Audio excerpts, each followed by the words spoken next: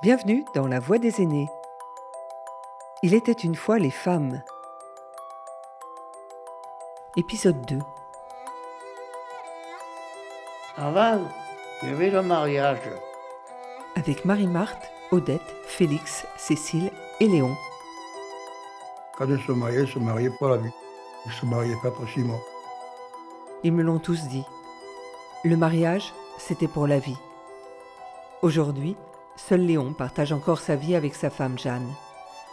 Marie-Marthe, Odette, Cécile et Félix, eux, regrettent de devoir vieillir seuls, d'avoir perdu leur moitié.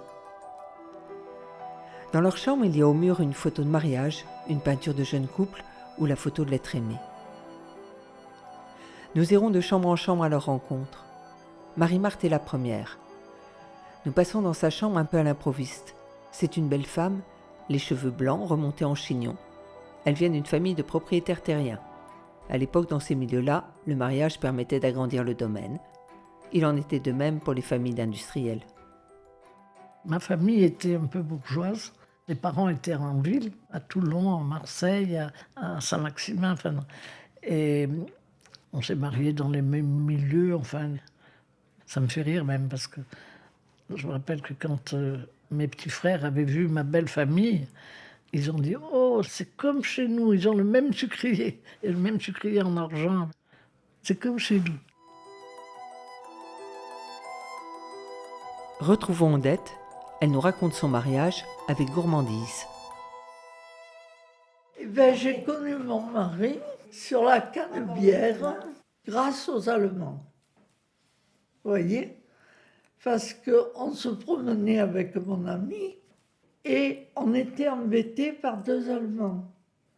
Et comme on ne connaissait pas l'allemand, on ne savait pas du tout ce qu'ils nous disaient, nous, ils nous énervaient d'abord. Moi, j'avais 2 frères en Allemagne. Ça ne m'intéressait pas, les Allemands. Hein. Et ces 2 jeunes étaient derrière. Ils ont vu qu'on était... On ne savait plus que faire, hein, vous voyez. Et ils sont venus, chacun s'est mis sur un côté. Et ça a fait 2 mariages. Voilà. Ils étaient un peu plus jeunes. Mon mari avait 3 ans de moins. Parce que les autres, ils étaient en Allemagne.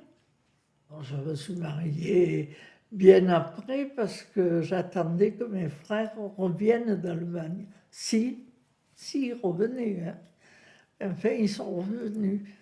Et après, je me suis mariée.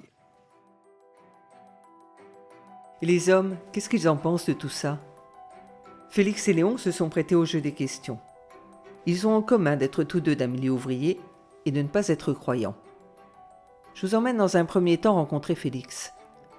Aujourd'hui, il est seul. En fait, pas tout à fait. Il y a son chat. Il s'est installé ici, en maison de retraite, avec son chat.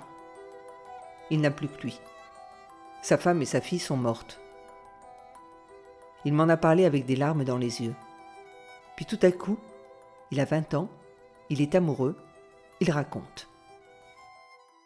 Ses parents, ils buvaient tous les deux, la mère et le père. Et pas cher. C'était, en plus qu'elle travaillait à l'usine, elle faisait en plus le travail de la maison. C'est incroyable. Incroyable. Et une fois, j'ai manqué me battre avec ses parents. C'était deux saloperies. Mais sa mère, elle était méchante. Elle ne voulait pas qu'elle se marie, sa fille. Eh ben, pourquoi? Parce qu'elle la prenait pour un souillon. Elle y portait la paye. Et c'est pas rien, elle y portait la paye à la maison. Et en plus, elle faisait le travail de la maison. Un beau jour, on est allés tous les deux, j'allais donner... Parce qu'elle avait pas ses papiers en plus. Hein. J'ai dit, donnez-y ses papiers, sa carte d'identité, et on va se marier, on s'en va. Je voulais qu'on se marie. Je ne voulais pas qu'elle parte comme ça. Je voulais qu'on se marie, tous les deux. On s'est connus dans l'usine. Je vais vous raconter. Moi, je finissais bonne heure le matin, vous voyez. Je travaillais dans les fours. Et elle finissait à 5 heures de travailler. Et j'allais l'attendre, j'allais la chercher. Elle avait ses collègues. Et on va frotter tous les deux, on va frotter. Que ses collègues ils rigolaient. On allait frotter. Mais tant qu'on ne s'est pas marié, aucun rapport. Hein? On frottait, mais pas dans... Ah oui, jusqu'au mariage. Je voulais la respecter, je ne voulais pas que le soir des Saints, quand les enfants, je la respectais. Et voilà. On est venu habiter chez mes parents. Mes parents, ils étaient braves. Ils la considéraient comme sa fille. À manger, c'était ma mère qui s'en occupait. J'ai été heureux, heureux. Avec ma femme, on était heureux tous les deux. On se comprenait tous les deux. Partons à la rencontre de Léon. Plutôt Léon et de sa femme Jeanne. Quand je les ai rencontrés dans le couloir, Léon poussait le fauteuil de Jeanne. Jeanne ne peut plus marcher. Elle ne parle pas, ou presque pas. Pourtant, pendant l'entretien, des sourires et même un petit rire me montrent qu'elle est bien là. Elle aime entendre Léon parler de leur amour. On s'est connus au bal. Elle avait 17 ans, moi j'en avais 21. Et un jour, au bal, je l'ai engagée. On a fait une avance, là.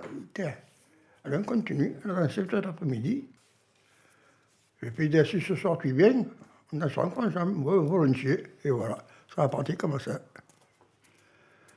On a dansé un après-midi ensemble, puis le soir, on était encore, on a dansé encore le soir ensemble, puis se donner rendez-vous pour le dimanche d'après, puis voilà. Et puis c'est parti. On n'a pas fait d'histoire. Elle me plaisait, moi je devais plaire parce qu'elle acceptait. Et après, l'année d'après, elle s'est mariée. Vous avez vu, elle est bien, hein? Ouais, c'est trop beau. Voilà. Elle nous a fait des difficultés, sa mère. Elle vivait avec une fille, elle ne voulait pas s'en séparer. Ça l'embêtait que je lui prenne sa fille. Et un jour, j'ai l'attrapé, je lui ai dit, oh, maintenant, il y en a aussi, hein. Pour faire ce que vous voulez, votre fille, c'est plus votre propriété. Et voilà. Je lui ai dit, oh, mais non, il n'y a pas de mais. C'est comme ça, je se fréquente et on va se marier. Bon gré, bon gré, elle a accepté, puis voilà. C'est qu'avant, à l'autre époque, il fallait que les parents soient conscients pour... Maintenant, c'est fini tout ça. D'abord, à l'époque, quand on se mariait pour la vie. Ils ne se mariaient pas pour 6 mois. Et maintenant, ils se marient 6 mois après, ils divorcent.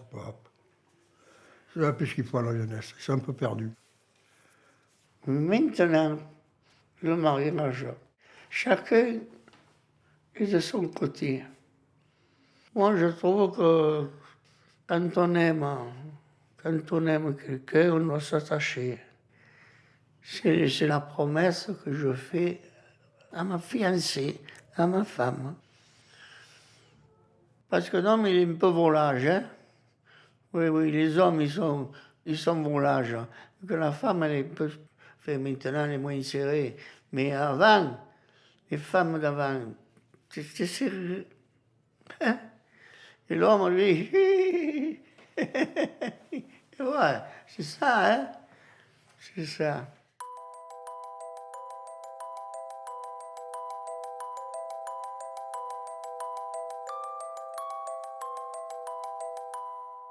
Cécile, elle, sait pourquoi elle voulait se marier. Rappelons que les femmes en 1940 passaient de l'autorité de leur père à celle de leur mari. C'étaient d'éternelles mineures. D'abord, les jeunes filles, elles ne sortaient pas seules. Moi, je me rappelle quand j'allais au cinéma, je ne suis jamais allée seule, jeune. Hein. La première fois que mon fiancé avait une permission, qui m'avait demandé, on va voir tel film, ben, mon frère lui a dit non, elle ne sort pas au cinéma toute seule avec toi. Et alors maman avait dit, ben, viens, je viens avec toi. J'avais 19 ans et mon mari avait 20 ans. Et je n'ai pas été offusquée. Mon mari un peu, mon fiancé à ce moment-là. Je me suis mariée, j'avais 19 ans et 2 mois. Justement, j'avais décidé avec mon fiancé de se marier à ce moment-là parce qu'on avait trop de contraintes, vous voyez. Moi, il ne fallait pas que je sorte, il fallait toujours qu'il y ait quelqu'un avec moi. Alors, on en avait un peu assez parce qu'on était comme tous les jeunes, hein, et on s'est mariés. Je me suis mariée en 1944. Oui, c'est ça. Le 16 décembre 1944. Mon mari était dans la résistance avec le général Leclerc, c'était son intendant. Et moi, à ce moment-là, j'étais secrétaire et j'avais été réquisitionnée pour une quinzaine de jours, le temps qu'ils établissaient les bureaux à Marseille, au moment de la libération, vous voyez. Et j'ai rencontré mon mari comme ça. Il avait des beaux yeux. Des beaux yeux bleus. Moi qui rêvais des yeux bleus. Mon père avait de très beaux yeux bleus. Il n'y avait que moi qui avais les yeux noirs dans la famille. Et il dit que mon mari avait les yeux bleus. Vous vous rendez compte, c'était... Hein? Mon père était décédé au moment où je me suis mariée. Parce que tous les amis de mon père m'ont dit, si ton père avait été vivant, tu ne te serais jamais mariée aussi vite. Ils avaient raison. J'avais 19 ans et 2 mois, j'étais jeune quand même. Hein. C'était mon frère qui ne voulait pas d'ailleurs. Il avait été nommé mon tuteur légal parce que je n'étais pas majeure, moi. Mais finalement, avec sa femme, qui était ma belle-sœur, non, bon, il avait fini par donner son accord. C'est pas que nous avions fait quoi que ce soit, parce qu'à ce moment-là, c'était tabou, hein. Parce que l'homme en parlait des fois, vous savez. Et si elle le cède, mais moi j'avais été élevée, vous voyez, je suis catholique, on avait certaines craintes. Puis j'étais un peu oie blanche, moi j'étais un peu naïve, vous voyez. 19 ans, vous me rendez compte? Et je crois que j'aurais jamais pensé coucher avec mon fiancé. Ah non. Il a fait des approches, je lui ai dit non. Pas avant le mariage. Non, je ne lui ai pas dit ça, je lui ai dit non. Je lui ai dit, je suis trop jeune encore. Et il m'a écouté. Plus tard, il me disait, on a perdu du temps, c'est tout ce qu'on a fait. Je veux bien le croire. C'est quand même une vie, hein, tout ça. Je ne sais pas comment je l'aurais pris, hein, non. Mais peut-être que si j'avais couché avec mon fiancé, on ne se serait pas mariés aussi jeune. Et Guy, il avait 20 ans. T'as pas été rigolo, vous savez. Mon mari gagnait 2000 francs par mois. À ce moment-là, ça nous payait tout juste le loyer. Et c'est là que j'ai repris mon travail, parce qu'il ne voulait pas, lui. Parce qu'à ce moment-là, les hommes n'aimaient pas trop que les femmes travaillent. C'était un brave homme. Vraiment Guy, hein, regardez ça. Oui.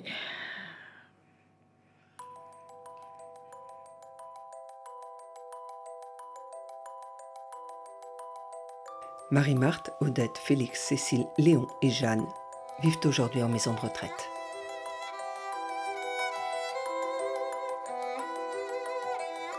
La Voix des aînés, une production signée Partage de voix avec le soutien de la Fondation Corian pour le bien vieillir.